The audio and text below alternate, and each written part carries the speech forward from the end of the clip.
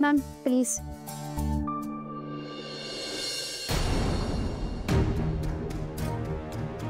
समृद्धी, यांच्या मेकअपचा एक शेड वाढव.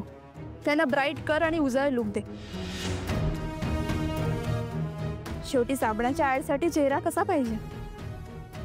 नाही नाही, ते मेकअप वगैरे मला करू नका. तुम्हाला सारंग सरांनी या जाहिरातीबद्दल माहिती नाही दिली आहे का?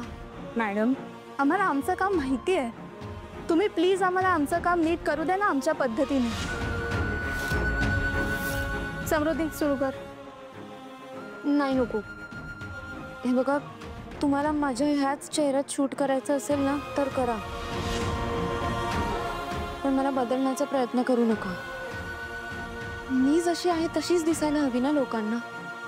आणि मुळात सारंग सरांची कल्पनाच ही होती, तुमच्या आतल्या सौंदर्याला समर्पित.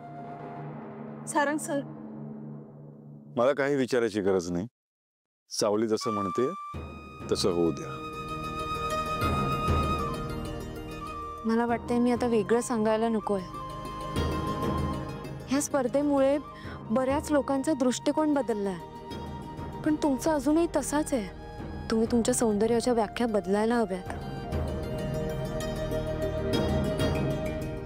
आणि ज्या साबणावर माझं चित्र येणार आहे तो साबण बघून मुलींना आपलंसं वाटलं पाहिजे ना. त्या ज्या रूपात आहेत त्यांनी स्वतःला स्वीकारलं पाहिजे.